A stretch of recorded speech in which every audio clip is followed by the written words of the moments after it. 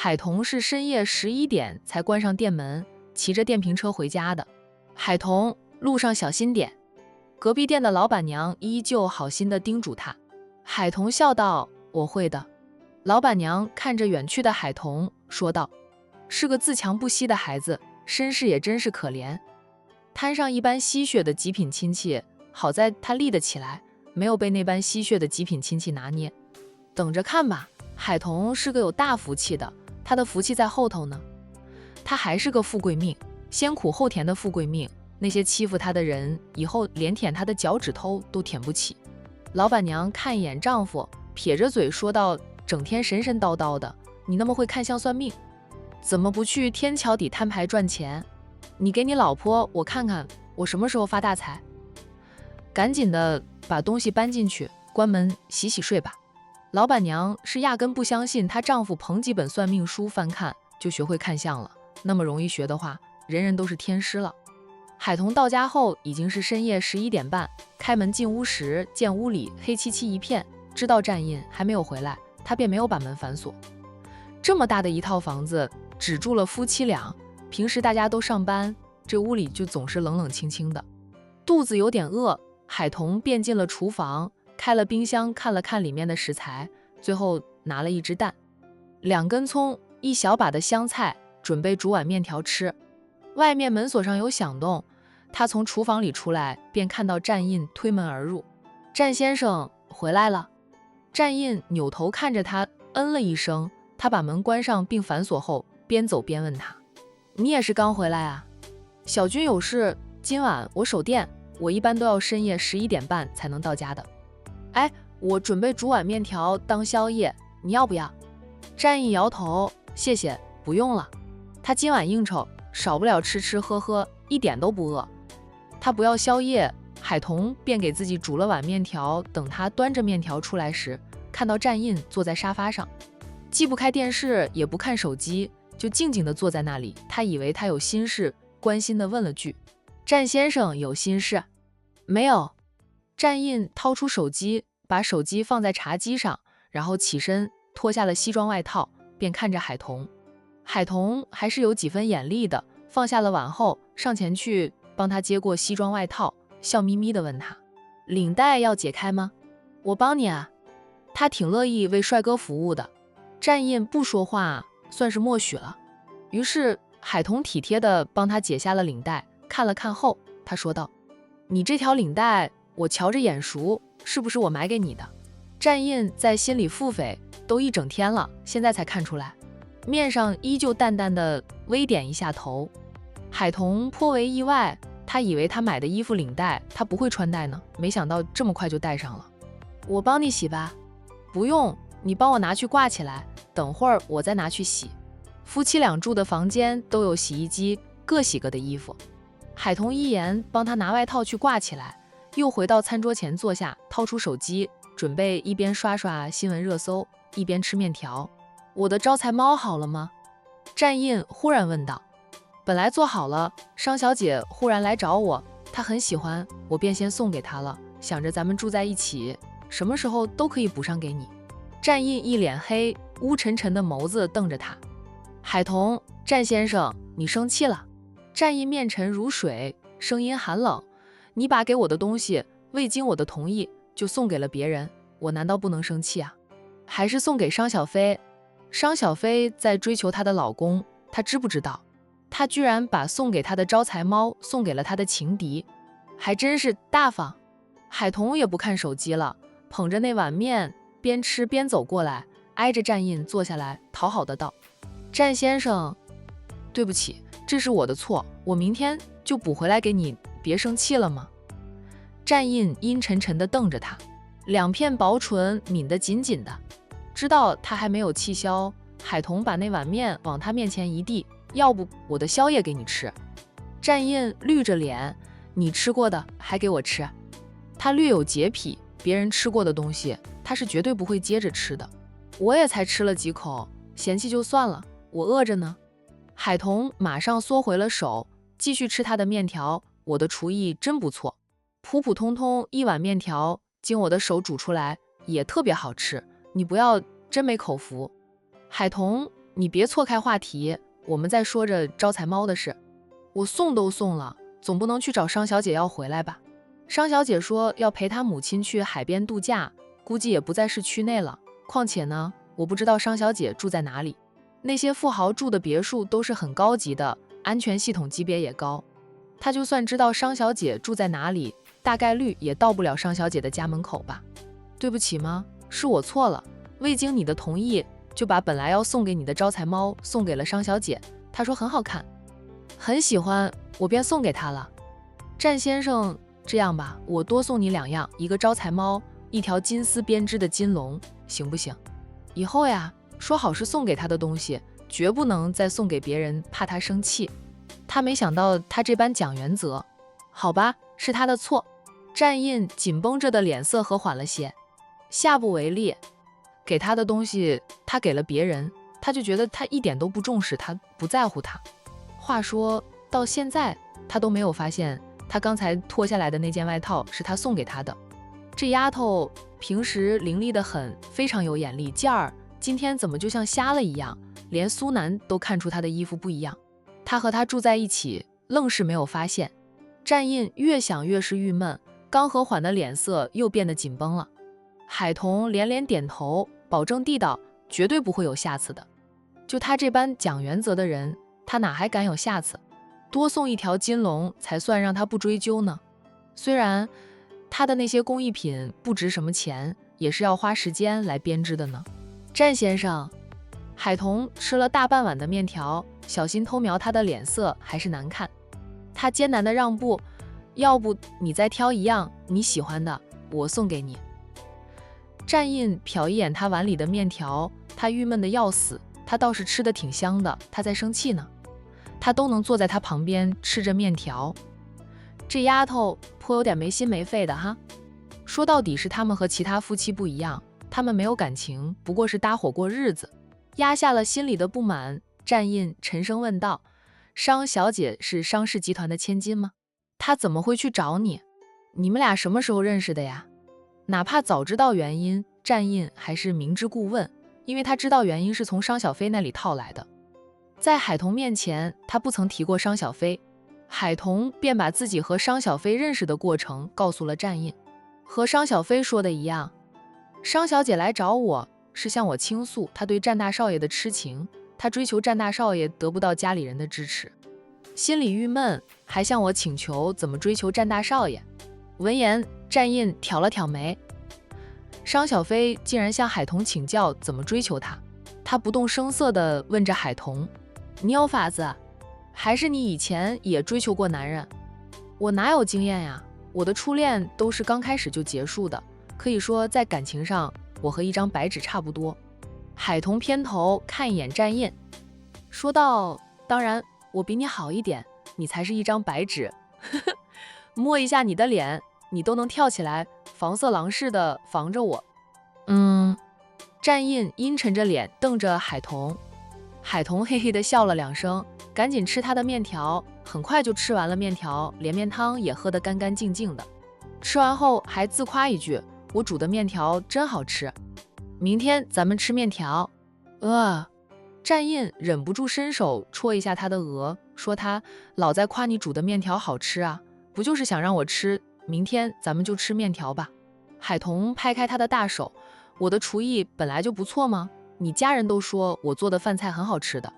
行，你既然想吃，明天就煮给你吃吧。你支了招儿给商小姐追求战大少爷的，算是吧。我教他使出18般武艺缠着战大少爷，再在战大少爷每天必经之路制造点意外。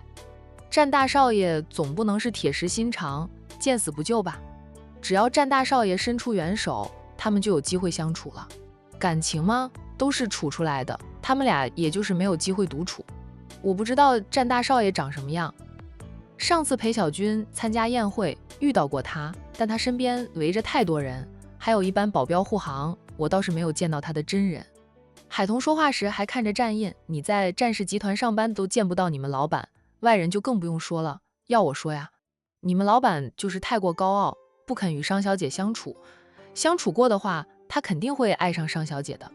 战印很努力才能压下涌上来的怒火，维持着泰山崩于前也不变色。他沉冷地道：“我们老板绝不会爱上商小姐。海童，你最好别管这种闲事。若是哪一天被我们老板知道你给商小姐支招追求她，老板一怒之下报复于你，你这书店都开不下去啊！还有你老公，我也可能会失业。”海童眨眨眼问道：“你们老板那般小心眼呢？谁都有爱人的权利，商小姐爱他有什么错？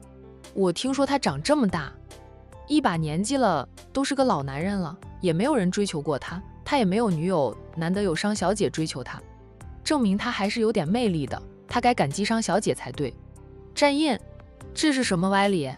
还有，他不过30岁，怎么就是一把年纪了？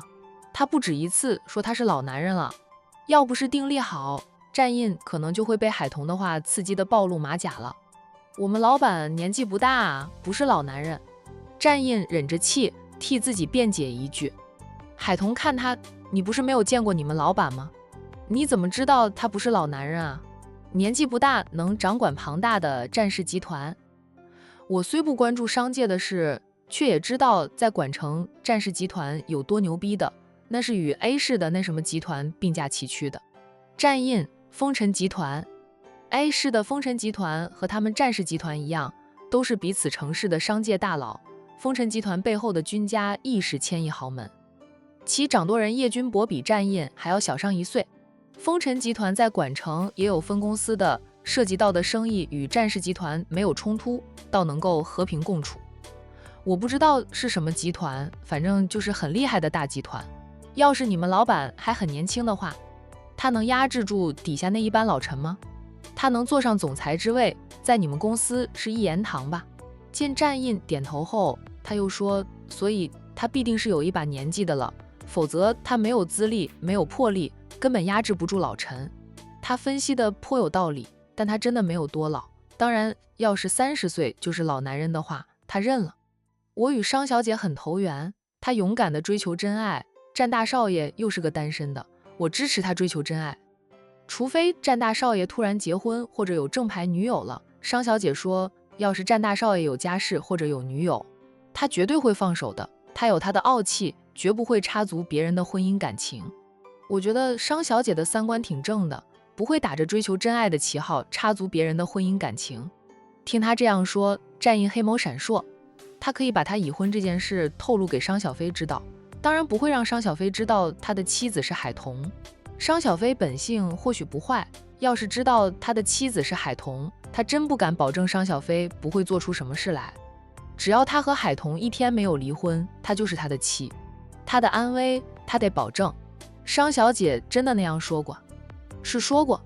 我们老板被商小姐纠缠得烦透了，我倒是可以把商小姐的话转告我们老板，说不定我们老板为了摆脱商小姐的纠缠，火急火燎的结婚呢。海童呵呵的笑，战印，以你对你们老板的了解，他是那种人吗？他连个女朋友都没有，和谁结婚？当然他想娶妻呢，放出风声去，估计会有很多女人愿意嫁给他的，他愿意娶个没有感情的女人为妻。战印在心里腹诽着，我不就是娶了个没有感情的女人为妻？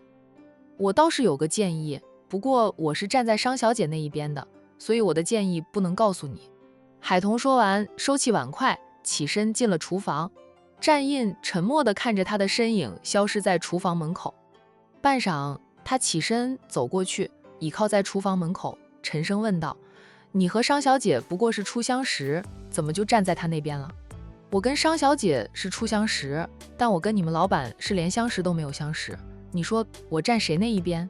商小姐的性格我喜欢，我就支持她追求战大少爷，怎么了？你们老板平时肯定是高傲的人，等他被商小姐征服了，成了宠妻狂魔时，他就高傲不起来了。这种剧情不是挺好玩的吗？哎呀，都可以写成了。我店里基本上都是闲的时候居多，我有时间，要是网店的生意不好，我尝试写写，也是一条出路呢。就把商小姐追求战大少爷写成，保证爆火。战印，他这是有多想赚钱呀？啊，他给他的生活费还不够多，整天想着赚钱钱的。我们老板不会被商小姐征服的，我站我老板。战印现在撒谎也是越来越娴熟，说大话，脸不红，气不喘的。要不咱俩打个赌吧，就赌一下商小姐能不能追到你们老板，如何？你赢了，你可以让我给你做3件事，不过要我力所能及的事情。你输了，你要洗衣做饭，打扫卫生，反正就是把家里的家务都承包，干上2个月。战印很爽快地答应了。我去写个赌约，咱们签个字，免得日后你翻脸不认了。说完，战印转身就走，去写赌约了。他那般自信，还要起草赌约，这让海童有点不自信了。想到他是在战氏集团上班的，哪怕没有机会近距离见过老板，却也比他更清楚战大少爷的性子。以商小姐的条件，一般男人是很难抵挡的。战大少爷真是烈男不怕产女，还是像他之前猜测的那样，战大少爷其实有问题，他喜欢的是男人，所以从不与女人闹绯闻，任凭商小姐怎么倒追他，他也不会动心。战先生，战先生。想多了的海童忙跟着战印走，边走边问道：战先生，你们老板身边的人都是男性吧？我的意思是说，你们老板的秘书是不是男的？秘书长得帅吗？战印黑眸闪烁几下，声音依旧低沉。用男秘书怎么了？公司里很多高管都用男秘书，男女秘书的比例是差不多的。海童一副果真如此的表情，见战印还真的拿了纸和笔在桌子前坐下，准备写赌约了。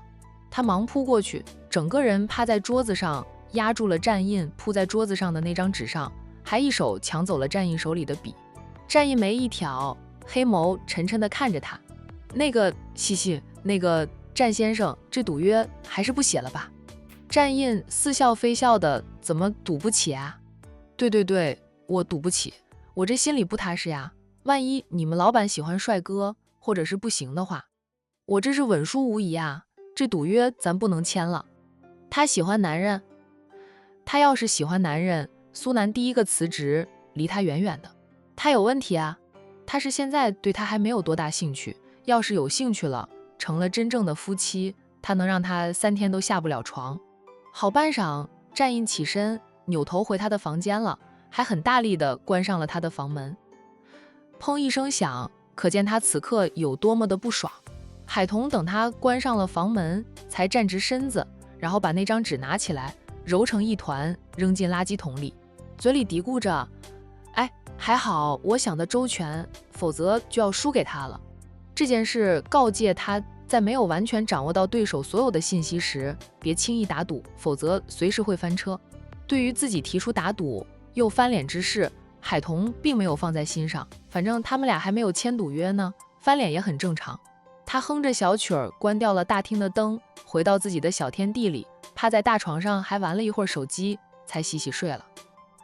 隔天起来，习惯性地走到窗前，拉开厚重的窗帘，推开窗，一股凉意就钻进来。他缩了缩，赶紧关上了窗。外面的天色灰蒙蒙的，瞧着要下雨的样子。刚才那股凉意也告诉他，气温开始下降。管城和 A 市都在同一个省，气候都是差不多的。深秋初冬时节呢，也就是早晚会感觉到凉意。等到太阳一冒头，气温渐渐升高，又让人感受不到凉意了。要是降温时再伴着雨水降临，人们才会反应过来，得添件薄外套了。伸了伸懒腰，海童才去洗漱，然后换掉睡衣，离开房间，进了厨房，想给战印煮面条。他说过今天他们就吃煮面条的拉开冰箱门，看到里面没什么食材了，只余下几个鸡蛋，他煮面条最喜欢放的香菜都被他昨晚吃完了。海童便决定先去菜市场买点菜回来。刚走出厨房，就看到战印从房里出来，他一身蓝色的运动服，脚穿运动鞋，看样子是要去晨跑。今天感觉有点冷，又像要下雨的样子，你还要去晨跑呀？记得带把伞，别被淋成个落汤鸡。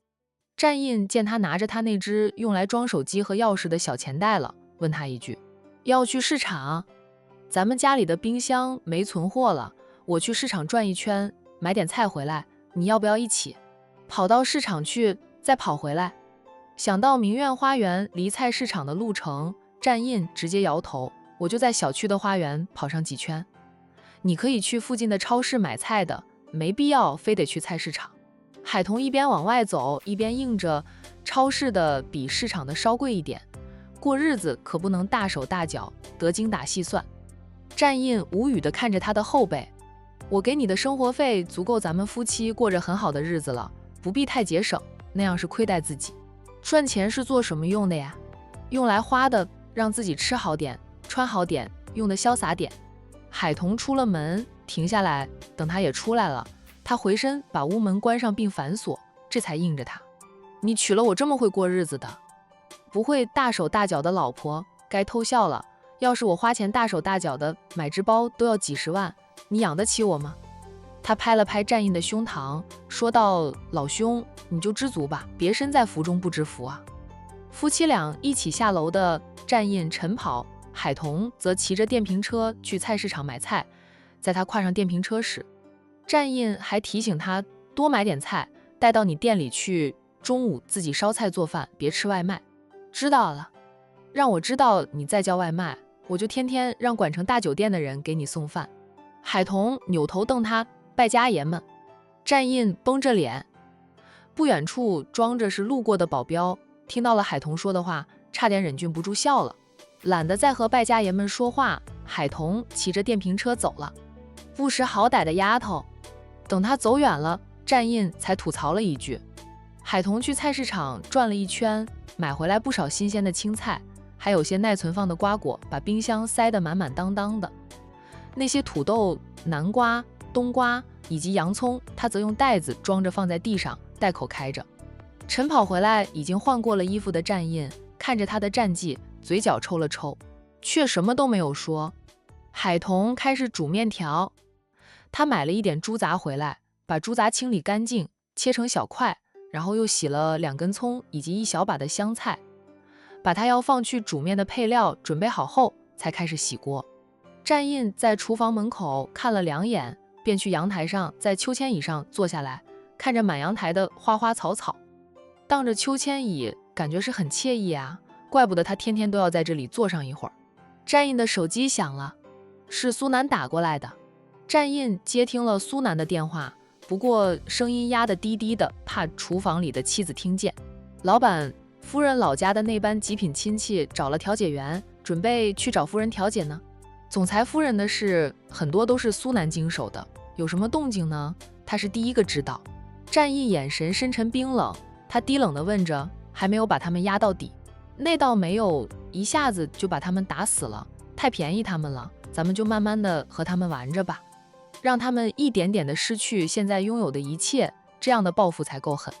现在他们不管是上班的还是做生意的，都受到了极大的影响，比夫人着急多了。他们也主动找过夫人想和解的，但夫人拒绝了。现在他们便找到什么节目组的调解员，请调解员帮忙调解夫人与他们的矛盾。战印冷冷地道，不管是什么节目组，你帮我解决了，别让那班极品3不5时就去打扰我老婆。苏南嘻嘻的笑，你好像很生气的样子。行，我让人去解决，再放出风声去，哪个节目组的调解员敢去打扰夫人的，就让他们节目组都被取消。那些所谓的调解员大都是站着说话不腰痛的，自己未经历过那些苦，好意思劝人家放下，劝人家原谅。像海家对海童姐妹俩的所作所为，但凡有点人性的人都不会说劝着海童和海家人和解的。刀没有砍到自己身上，不知道痛才会说的那般轻巧。老板，今天夫人有没有打包早餐给你带到公司吃？让嫂夫人多打包一点，让我也尝尝嫂夫人的厨艺呗。滚！战印摁断了通话。苏南啧，那酸味啊，都可比酸菜了。这戏真是越来越精彩了。海童不知道，就这短短几分钟的时间，他家男人又帮他解决了一桩麻烦事。他煮好了面条后，拿了2只大碗，夫妻俩一人1大碗的猪杂葱花面，他还往面条里加了点醋，放了点辣椒酱，不敢多放，怕太辣了自己吃不下去。管城人一般都不吃辣。战先生吃面条了。海童端着自己那碗面条走出厨房，招呼着在阳台上的战印进来吃早餐。战印没有应声，不过人从阳台上进来了，看到餐桌上并没有自己的早餐，他默默地进了厨房，端出自己的那碗面。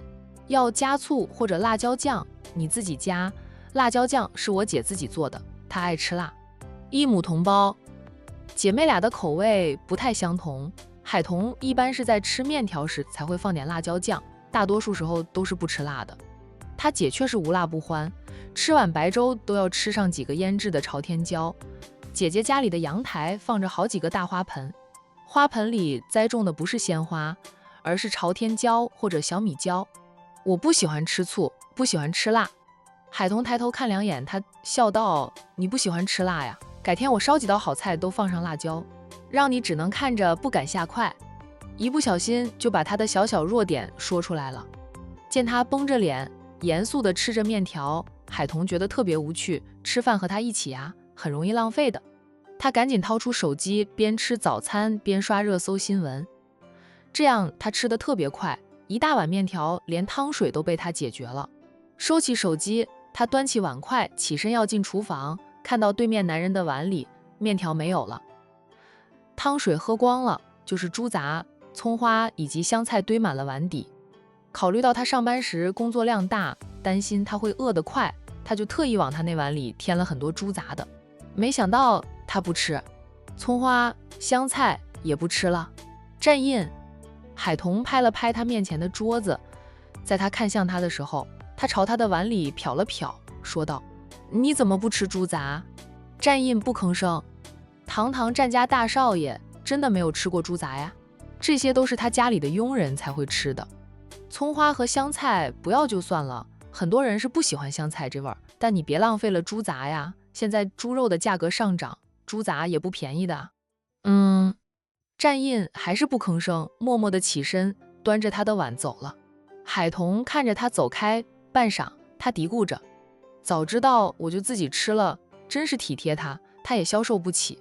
站印自是把他不吃的都倒进了垃圾桶里，洗了碗筷后，他从厨房里出来，看到他的老婆大人还在餐桌前，他先摸出钱包，从钱包里拿出了100元，然后走过去把那100元递给他。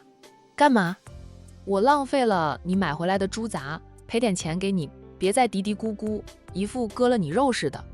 我是真吃不惯猪杂，下次你不要往我碗里加了。他这样的体贴，他还真的消受不起。海童推开他的钱，婚后我也没有买过猪杂，不知道你不吃，现在知道了。下次我不会再往你碗里加钱，你收起来，别动不动就拿钱出来，以为自己是个大富豪，钱多到可以盖房子呀？有本事的拿个几百万的现金出来，让他数钱数到手软呀。刚才看到我清洗猪杂的时候，你也不说一声，你那张嘴长着做什么用的？就不知道说话，白白浪费了。一叠钱塞到了他空着的碗里，海童的抱怨戛然而止。站印把钱塞到他的碗里后，不给他再退钱的机会，扭身走了。海童看看碗里的钱，再看看那个有点像落荒而逃的男人，他已经拉开了大门，一脚迈出屋外去了。站印，你这是把我当成讨饭的了。回应他的是砰一声，屋门关上了。站印自己也忍不住笑了笑。屋里的海童拿起了站印塞在他碗里的那叠钱，嘴里嘀咕着，以为有钱了不起啊？是你主动给我的，可不是我向你要的，拿钱来塞住我的嘴，倒要看看你能塞我几次。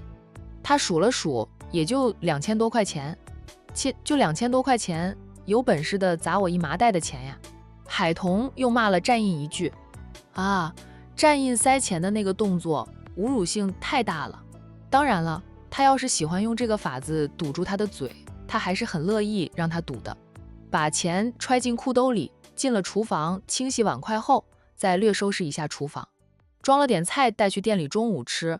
海童也要出门上班去了，刚出门就接到了姐姐打来的电话。姐姐的电话，海童总是第一时间接听，担心姐姐会出什么事。彤彤，你还没有上班吧？刚出门，准备下楼了，怎么了？我喂饱了洋洋，你过来带洋洋去你店里玩，我今天就开始去找工作。海玲脸上的青紫已经消了，被妹妹劝说后，她决定从今天就开始找工作，也开始减肥。行，我现在就过去，你拿洋洋的小书包装好玩具、奶粉，还有2、3条裤子。周洋才2岁大，说话都不是很利索，还不会自己大小便，经常尿裤子，需要备上几条裤子。我都准备好了，我很快就到的。既然要带着外甥，海童便打算开他那辆4个轮的车子去上班，还得买一张儿童安全椅，安装在车后座，那样洋洋坐着安全一点。海童转身往回走，开了门进屋里，换了车钥匙，想了想，又进那个厨房里，在冰箱里拿了点肉，准备到店里后给洋洋熬点肉粥吃，然后奶粉是睡午觉之前喝的。小家伙睡觉前一定要喝奶粉，否则会哭闹，睡不着。奶瘾还是挺大的。不久后，海童便到了姐姐居住的小区。海玲已经在楼下等着妹妹了。她抱着儿子，一边手臂上挽着妈咪包，一边手臂挽着一只背包，正在张望。没有留意到有辆新车驶过来，应该说是她没有注意4个轮的这个车，因为妹妹都是骑电瓶车的。海童开车到姐姐的身旁停下来，按下了车窗，叫道：“姐。”海玲一愣，随即笑道：“我以为你是骑电瓶车过来的。”她知道妹夫硬是给妹妹全款买了一辆代步车，妹妹却很少用，还是第一次开到她这里来。海童下车走过去，从姐姐手里拿过了妈咪包，拉开车后座的车门，把妈咪包放进车内，问着：“姐姐东西都齐全的吗？主要是奶粉奶瓶要带上。”“都有的。”海玲把儿子递给妹妹，在妹妹抱过儿子后，她又不舍得凑过去亲了亲儿子的小脸，叮嘱着儿子：“洋洋要听小姨的话哦，妈妈很快就会回来的。”周洋本就跟小姨亲，妈妈把他交给了小姨，他也不哭不闹，还挥着小手跟妈妈说再见呢。海玲有点心酸，儿子才2岁大，太小了，他本想带到他上幼儿园，再重回职场的，现实却逼得他不得不提前找工作。姐夫还没有回来过吗？夫妻打架后也有几天了。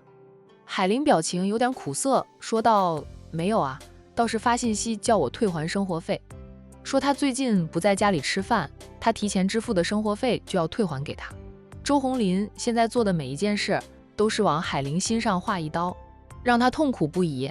她当初是有多眼瞎，才会爱上这样一个男人，嫁他为妻，为他生儿育女。不过3年的时间，就遭到他的嫌弃，遭到他的家暴。姐，你退给他了？海玲默了默后说道：“退了，严格执行 AA 制，我不占他1分便宜。”海童抿抿嘴，最终没有再说姐夫什么，多说无益。他关心地问道：“姐，你还有钱用吗？”他从裤兜里掏出站印，用来堵住他嘴巴的那2000多块钱，塞到姐姐的手里：“姐，这点钱你先用着，不够用的话，尽管跟我开口，你也不用有负担，就当是我借给你的。”海玲把钱还给妹妹：“我还有钱，你以前给我的钱，我每个月都存了一点理财，虽然赚的不多，积少成多，也够我撑过这段时间，等我找到工作上班后就有钱了呗。”现在她万分庆幸妹妹当初给生活费她的时候，让她藏一半存起来以备急用，否则现在丈夫断了她的经济，她真的会哭天不应，喊地不灵。见姐姐不要钱，海童便把钱揣回了裤兜里，叮嘱姐姐几句，便在姐姐的催促下带着外甥走了。临走前他说道：“姐，中午你去我店里吃饭，我从家里带了肉和菜去店里做饭的。”站印不让他再点外卖，要求他自己做饭吃，他不想做饭，他就让那个管城大酒店的人给他送饭。管城大酒店可是号称7星级的酒店，普通一道青菜都比外面快餐店的肉菜贵呢。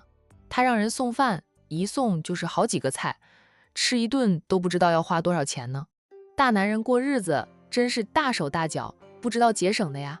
败家爷们，当然了，撇开钱这个问题，他这样做让人心头暖暖的。行，我要是走得太远，就在外面随便对付一顿，要是走得不远，就去你店里吃饭。海童嗯了一声，再叮嘱几句，才开着车载着小外甥离开。